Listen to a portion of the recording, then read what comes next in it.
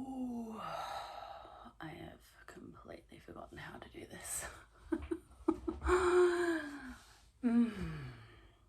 Hello everybody and welcome to episode 39, I believe, of the Little Home Podcast. My name is Bex or Rebecca. I'm coming to you from the Strathbogie Ranges in Victoria in Australia.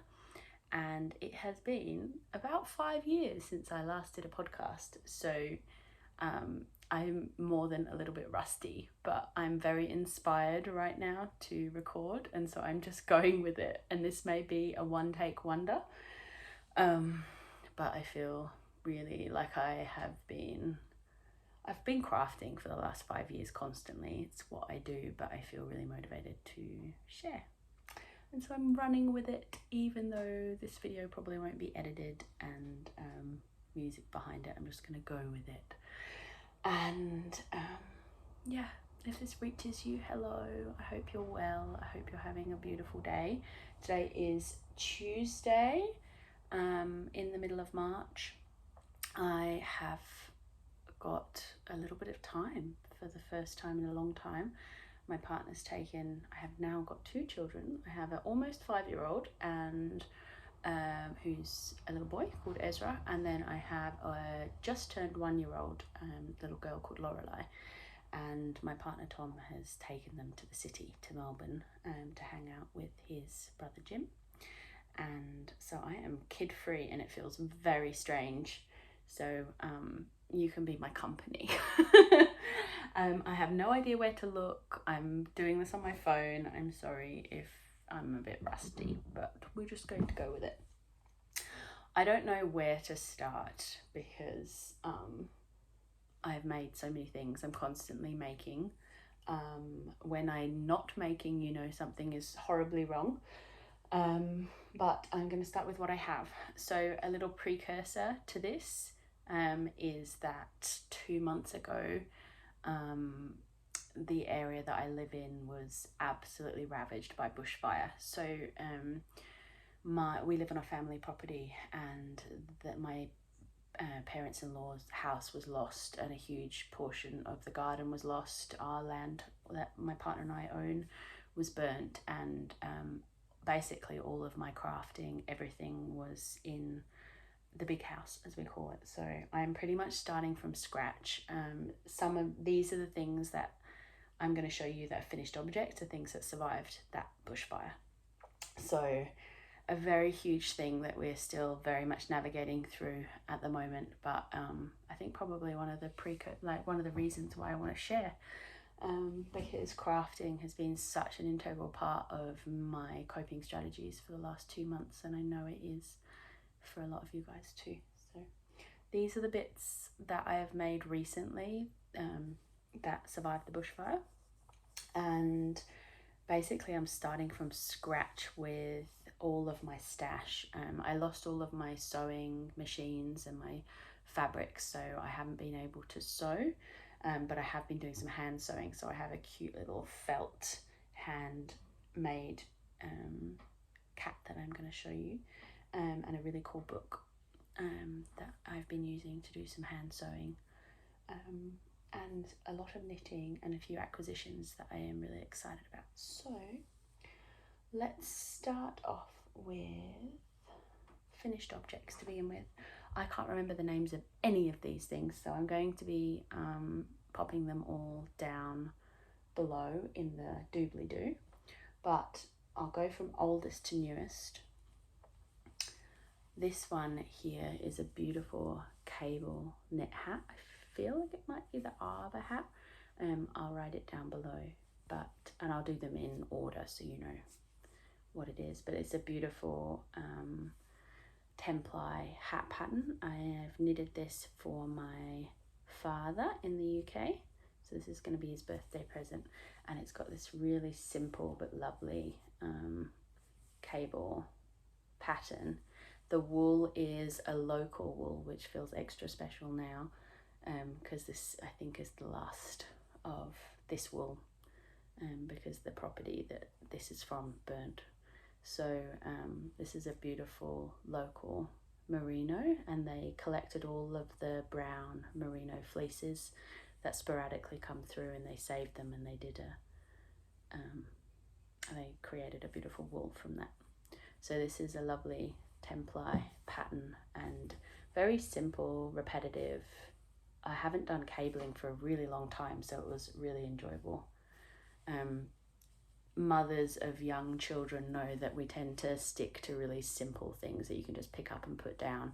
And so I had been kind of shying away from cable patterns and lace patterns for a long time, but I feel like I'm like just at the point of parenting now where I can do a simple lace pattern, which we'll see coming up in a bit. And this was my first cabling for a long time.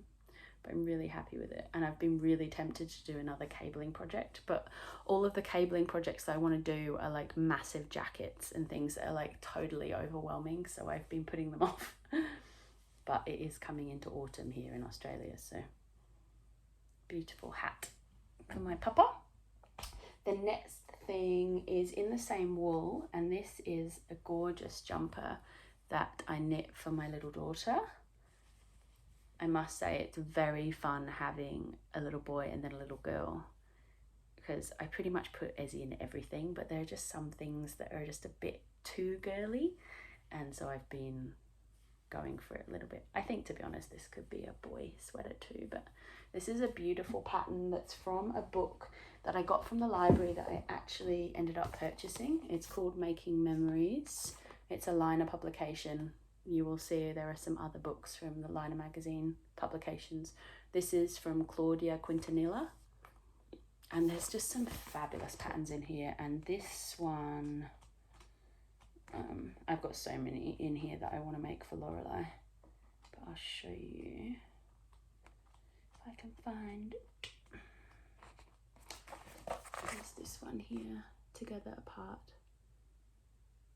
And I just love how it came out.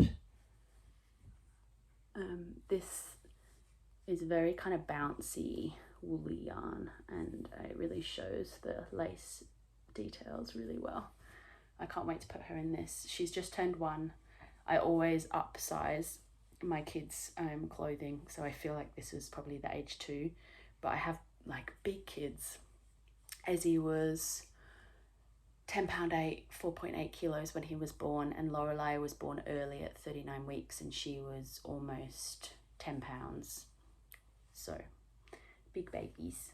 But yeah, gorgeous pattern. I can't wait for her to wear it for the first time. It's still quite warm here, but it's just coming into the autumn feels at the moment, which I'm very grateful for, because it's been a doozy of a summer.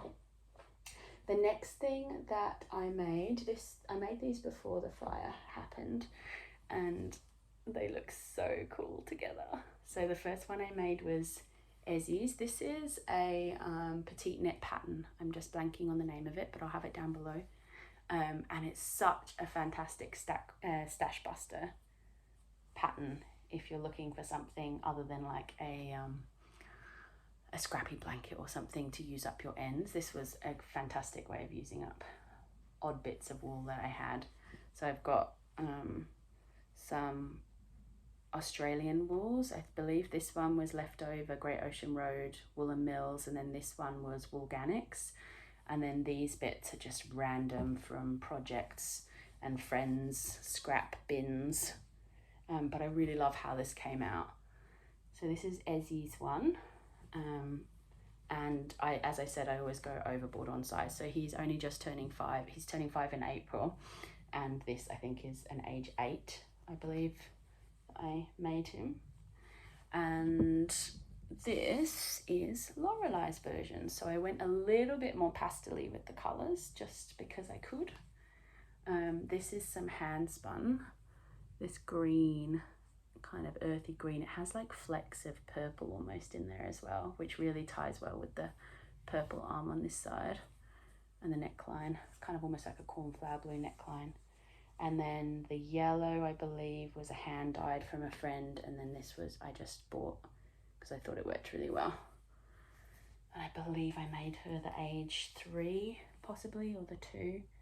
But I love it when they're oversized and they just roll up the sleeves and you get like 2 winters out of them, because otherwise you do all of this knitting and it does not last at all.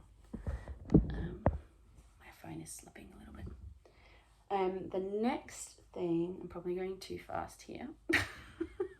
I'm so rusty. The next thing is my little boy has lived in 2 olive vests. It's the kids olive vest by Olive Knits, and he lives in them. He runs really hot, and I think my daughter does too, but so he'll quite often, just in the winter time, unless it's really cold, like he'll wear a long sleeve shirt and then a vest over the top, and they're just perfect for him. He's way more comfortable in that than a big woolly jumper. So Lorelei had to have her own. I've just noticed that she's been wearing this so much, but there is a string that needs to be woven in. This was knit, I knit this during being evacuated for the fire when we were in Melbourne, and it's in Cascade alpaca, I believe, in this really beautiful, it's pink but it has lots of purples and reds and blues in it. It's amazing. So it comes across almost like a mauve, peachy mauvey colour. It's really beautiful, and the hand is so drapey and beautiful, and I love the details on this. I just marked the back because otherwise it's really hard to see, but it has wonderful, this pattern has wonderful shaping. It's got a fold over neckline and lots of short rows, so it just fits really beautiful, and it's a very simple make, but it has really lovely details on the sleeves.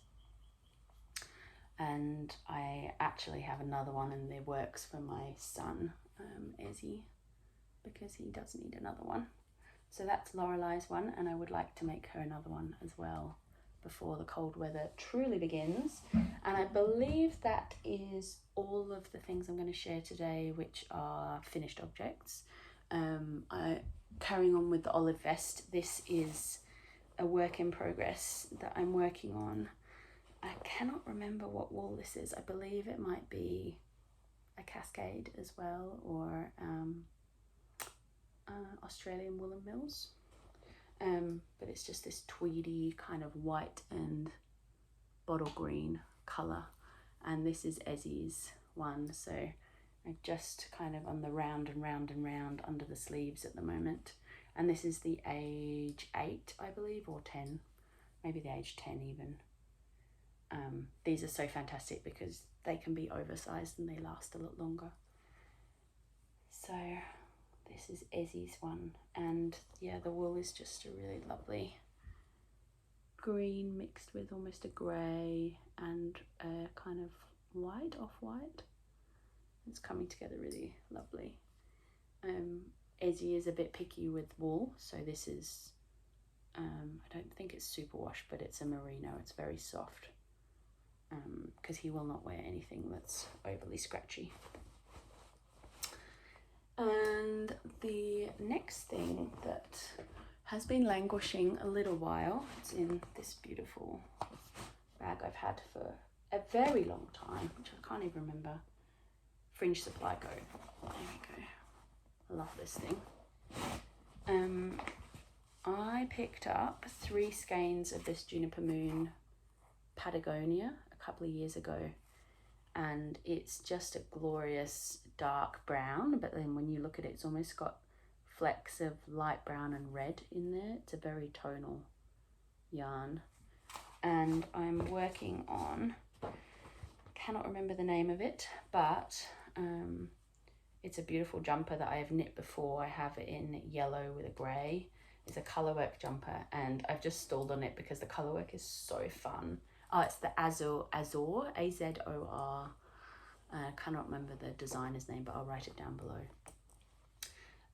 I've knit it before, and it's one of my favourite patterns. It's very kind of like baggy, oversized, and then kind of tighter in the arm. I just really like the way that fits on my body, my postpartum body.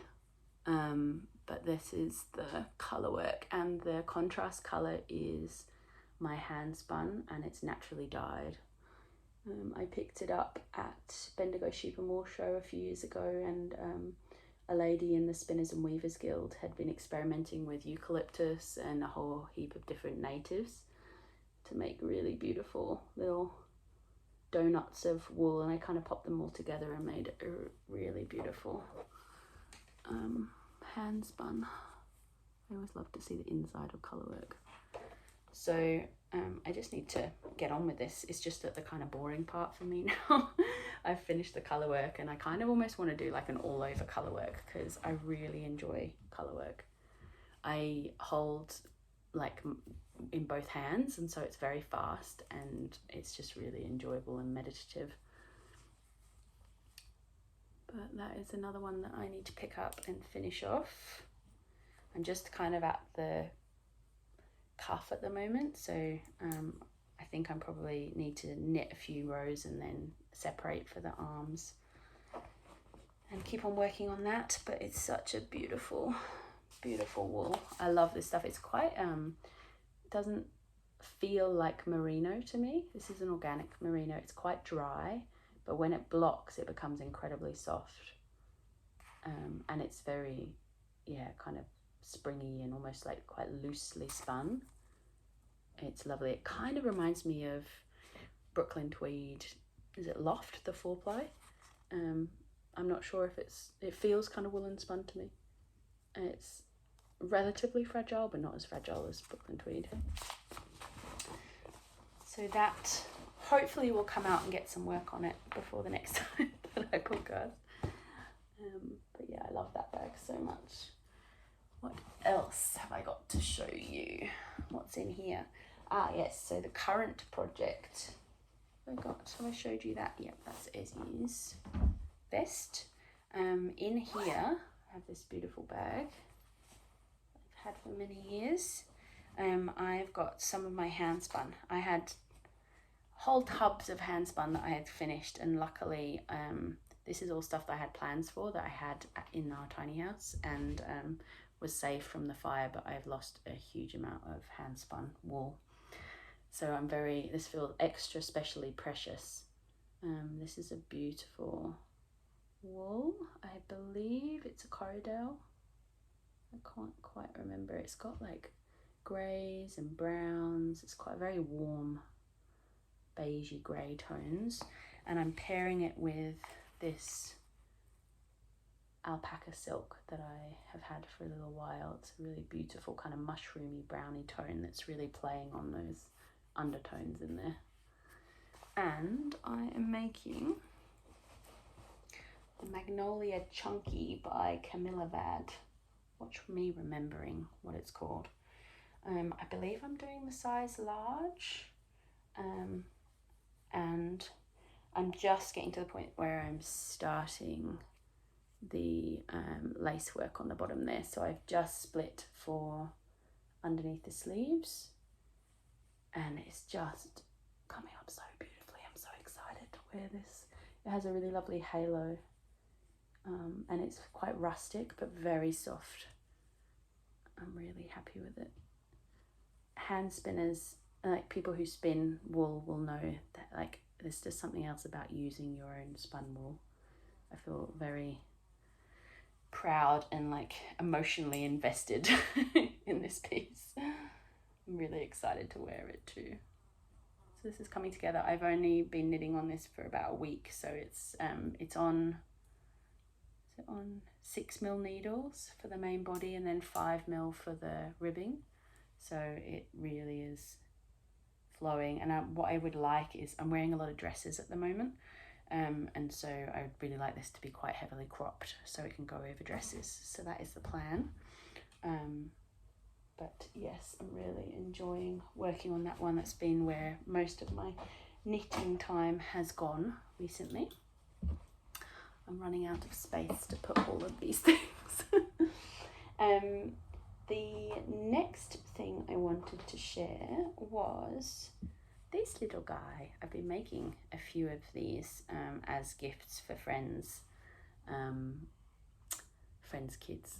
We have a lot of kids in our friends group now, and I've just been really enjoying making these for my little ones over the years, and this has been a really enjoyable, because I love to sew and I've lost all of my sewing everything. It's been so nice to be able to hand sew at least. So I've been collecting some beautiful hand-dyed woolen felt. And this is a wonderful book if you can get hold of it. I picked it up from Winterwood, which is a shop in, is it Warrenwood, I believe? It's really close to the Melbourne Steiner School, and a lot of these are kind of quintessential Steiner toys, which I have a very soft spot for Steiner. We homeschool, but I incorporate quite a lot of Steiner ethos into our days. So I've been making a lot of different animals over the years for my kids from this book, and yeah, I'm really happy to be able to make from it. So this is the cat that this one is based off of. You can see here. And it just gives you basic instructions and like a basic pattern. And this one's for a friend's little daughter who's turning 3 in a couple of weeks. So that is something I've been enjoying, and it's just been so lovely, like in the thick of all of the craziness of the fire, and like quite a meditative handcraft. I really would love to find a cross stitch pattern that I find aesthetically pleasing. I find cross stitch kits tend to be not so beautiful. So if anybody has any recommendations for good Etsy sellers or sellers in Australia who sell nice cross stitch patterns, I'd be really interested to hear about those. But yeah, just having something to do with my hands that I can do while I'm parenting and just pick up and put down has been really lovely. This little guy. And the final things I wanted to share were a few acquisitions. So I'll start off with the books.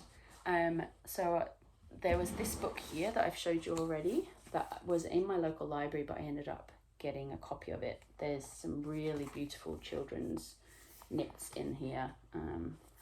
Just like really gorgeous photography and textures, and yeah.